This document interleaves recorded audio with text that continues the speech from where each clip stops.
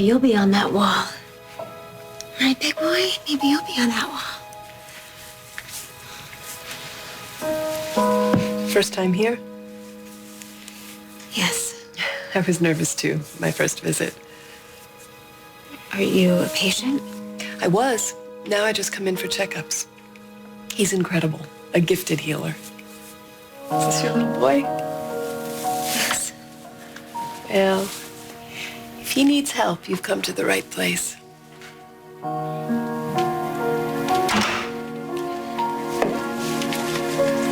Mrs. Slater, Yes. you can bring in your son now. Okay, let's go, honey.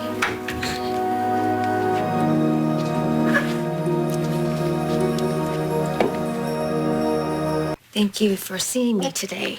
Well, your case is of great interest to me. Oh, if you wouldn't mind switching that off when you're here. It allows us to focus completely on your son. Yes. Of course. Right, get it. Okay. So, how did you hear about Spike? Ah, well, you and your son have won yourselves quite a few admirers. Why are you so sure that you can help him? And all of the other doctors said that his condition is irreversible. I know, and Dr. Norton is a fine practitioner. But he made a mistake? I mean, was his diagnosis wrong? Are there other tests that we could run? Now, I don't doubt your son's diagnosis. But on the phone, you said that you... I would like to try to help you. But first, I need to examine your son, look over his records, and then I can give you some answers.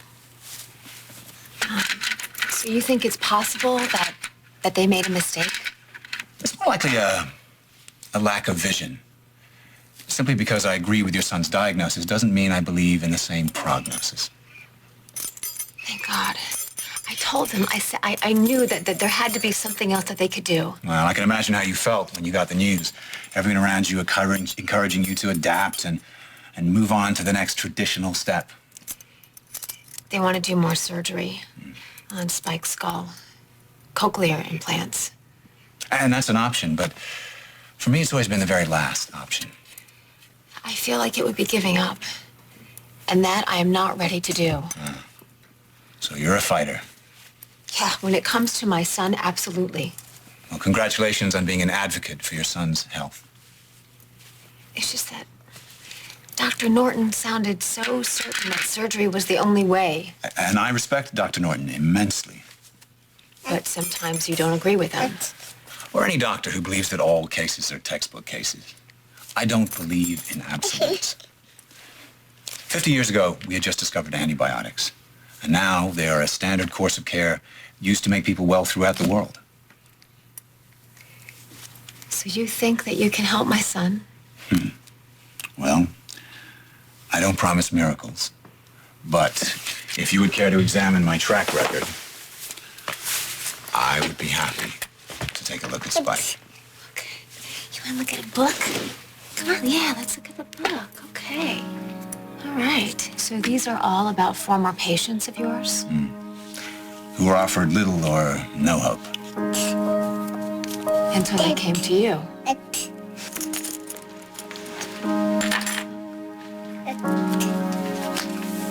May I?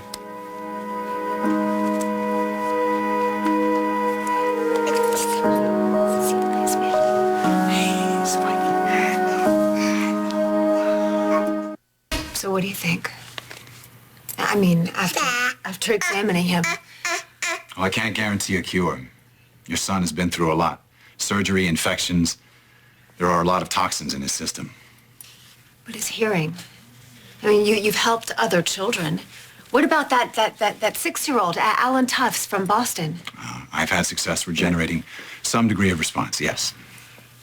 But how? I mean, what did you do? First, we have to get your little boy healthy. Herbal vitamins and a special diet. Okay, and then? My treatment is a combination of stimulation, acupressure, and keeping a watchful eye on his general health. That's it? It sounds simple, doesn't it? But this decision is a very big step, Mrs. Slater, not one to be taken lightly. Well, I want you to explain it every step of the way. Of course. These will help you get started. And if you agree with the plan, you have every right to be hopeful. This is going to make you better, Spiky. Hope, Mrs. Slater. Never underestimate the value of hope and faith in healing. Everyone keeps saying to me can't and won't. No, and that probably won't stop. I have to face that kind of negativity all the time. So how do you handle it?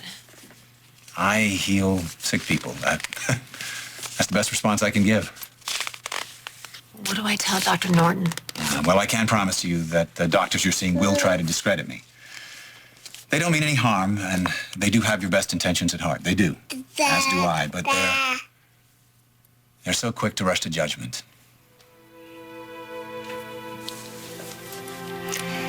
So, when do we get started?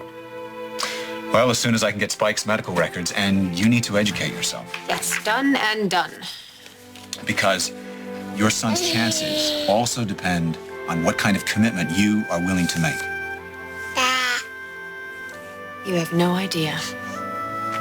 I will devote myself to Spike's recovery completely. I will count on that, Mrs. Slater. There's something else you should know. I just had another baby. A little boy. He was born premature, and he's still in the hospital. Oh, this must be enormously difficult for your family. I haven't been able to spend enough time with him because I've been so worried about Spike. You ever feel like you're being pulled in half? How's your support system? We're very lucky. And your husband, he's willing to go down this road with Spike? I'm not so sure he'll be on board. You absolutely have to talk to him about this. He does know you're here. I mentioned you. But this appointment, you told him about it. Not exactly. He's got our other son to deal with. Mrs. Slater, my treatment of your son can't be a secret between you and your husband. You will need his help. Okay, but I don't want to fight with my husband right now. He's so worried about our other little boy. As are you. Yes, of course. And as you said, you feel as though you're being pulled in two different directions. What are you getting at? This will only work for Spike if it is a team effort. You and I working together. Yes, and I agreed. Every ounce of your energy has to be on this child's recovery. You have to focus on this child. Can you do that? I can and I will focus on Spike. And just so you know, I am totally cool with the whole organic thing. In fact, my company has just recently launched a whole line of all organic, all natural products. As we become a more sophisticated society, we realize there are healthier ways to live. Whatever the cost, I can give you a check. Well, that won't be necessary. There is no charge. That's very nice of you, but everyone needs to be paid for their work. Well, I'm well funded by my foundation. It is our policy to accept every case, regardless of the patient's ability to pay. But I'm willing, and I'm able. I'm very able. In the future, if you think I've made a difference in your son's life, I would be glad to accept a donation from you. But for now, I have enough. Okay, so when is our next appointment? Well, I would like to see Spike at least twice a week. Okay, not a problem. And you'll need to cut all the interference out of his life. I suggest you check him out of the hospital, take him home, and let me know how Spike's father feels about all this.